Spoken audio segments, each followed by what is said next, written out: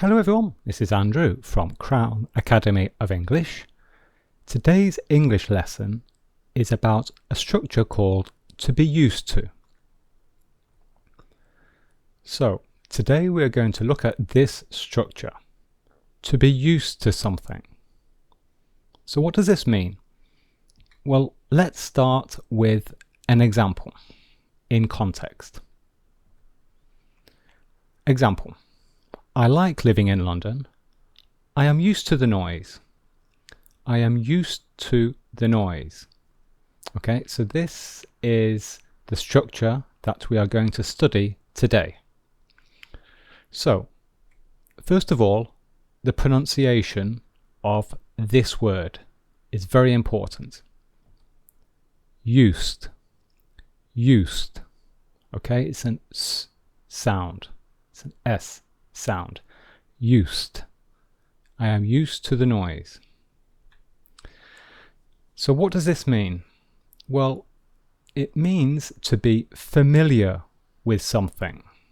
Okay, to know something, to know a situation.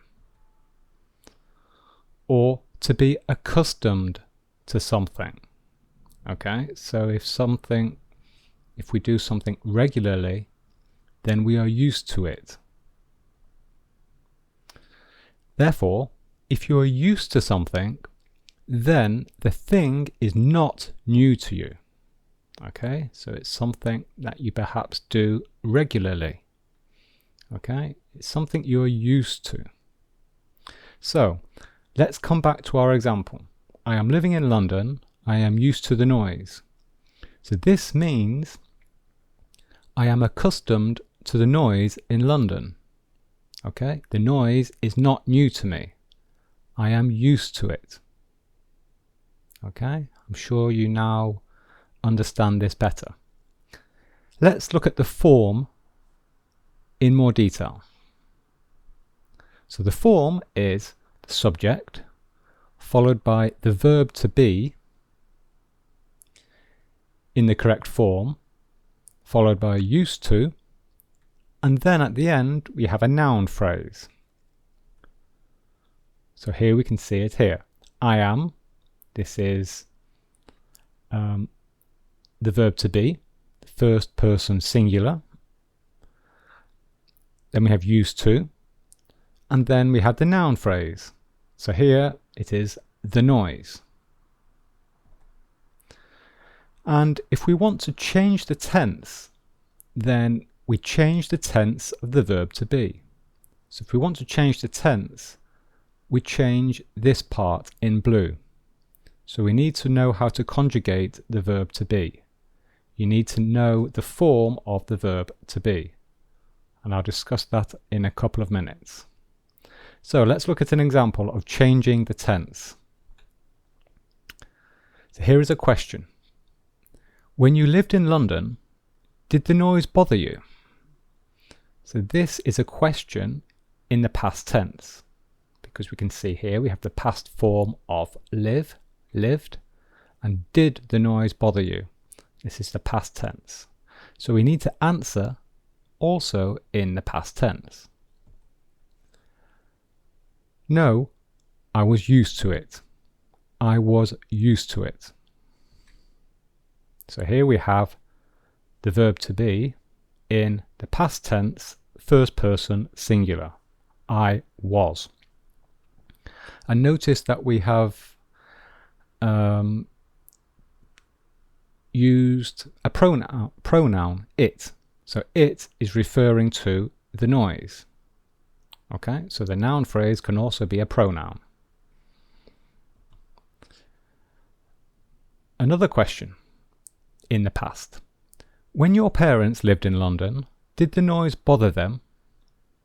Okay, so this is the same question in the past tense, but this time we're asking about your parents. And the answer is no, they were used to it. So the noise didn't bother them, past tense. They were used to it. And now we have the verb to be in the past tense, third person, plural. They were. Okay, so if you don't understand this, if you don't know why we have I am, I was or they were, this is new to you, then this is because the verb to be is irregular. And it's a very, very important verb in English. We use it in lots of situations. So it's very important you learn the form of the verb to be. So I recommend you watch my other video explaining the form of the verb to be. And the link to this video is at the end of the video and in the description. And it's also on the screen now. Let's continue. Gerunds. A gerund is a verb acting as a noun. A gerund is the ing form of a verb. So example, running. So this is the ing form of a verb. Okay, we've added ing to the end. Okay. And so this is acting as a noun. And since a gerund is a verb acting as a noun, we can use a gerund as the noun phrase in our structure. So this is our structure. So here, in the place of a noun, we can use a gerund. So let me give you an example. Mark asks, "Are you tired?" Jane replies, "No, I am used to running. I am used to running." Okay, so this is the gerund. This is a verb acting as a noun. It's acting as a noun. So since it is a noun, we can use it in our structure because it's a noun phrase. Okay, so we have an action here and it's acting like a noun. So we can replace running with any verb in the ing form. So let's look at some more examples of this. So more examples with gerunds as the noun phrase. I am used to eating sushi. I am used to eating sushi. So this means I am accustomed to eating sushi. Eating sushi is not new to me. Okay? I'm familiar with it. Mark is used to living alone. Used to living alone. So this is the gerund. This is the ing form of live.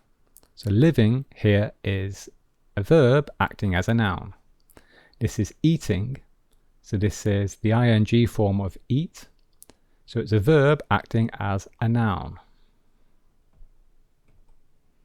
And finally, the man is used to sleeping on the bench.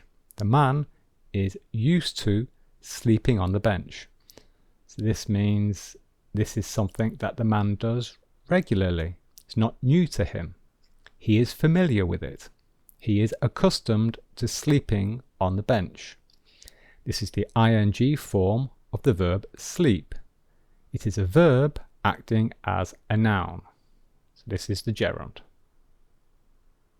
Okay? So this is the most common way that we use the structure. We often use to be used to something, and something is usually a gerund. The negative form. This is also very common. So the form is the same, except here we have the negative form of the verb to be. So we have the subject, the negative form of the verb to be, followed by used to, followed by our noun phrase. So the meaning is the opposite. So the meaning, it means to not be familiar with something, to not be accustomed to something. So the negative form is often used in situations where there is a change in a situation. Something new happens. Okay, something new happens and we have not adapted to the new situation. Okay, we are not used to something. Example: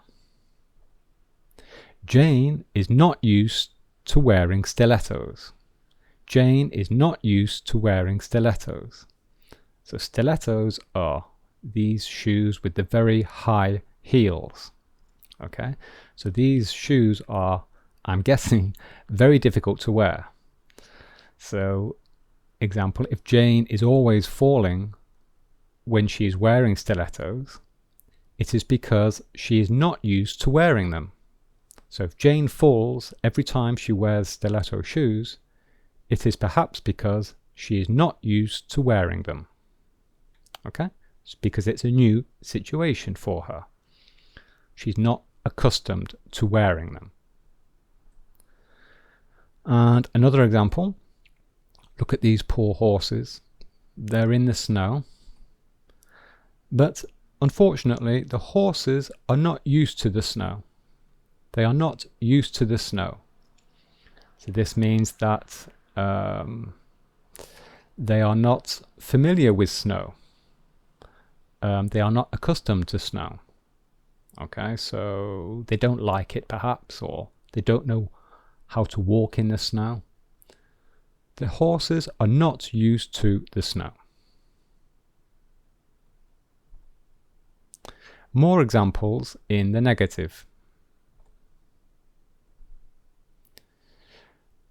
David wasn't used to driving.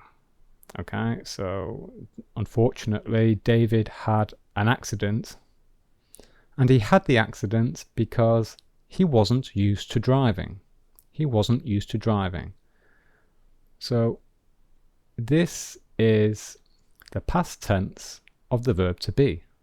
So it's the, let me think, third person singular, and it's the contracted form. Okay, so again, if you don't understand this, if you don't know where we get was from or wasn't, then watch my video about the verb to be. Another example, Mark is not used to waking up early. Look at him, he's tired, he's very tired. Why is Mark tired? Well, it is because Mark is not used to waking up early. Okay? He's tired. He's not accustomed to it. Waking up early is new to Mark. It's a new situation. And he is not used to it. Finally, a warning. Be careful, because there is another similar grammar structure in English. So this is a different grammar structure. Subject followed by used, followed by the infinitive form. Example, I used to smoke. So notice that this is different. There is no verb to be here. There's no verb to be. It's simply the subject followed directly by used or used, followed by the infinitive form. I used to smoke. And this means a past habit. This describes a past habit. Okay, so it's very different meaning. So it looks similar. The structure and the form is similar, but the meaning and the use is very different.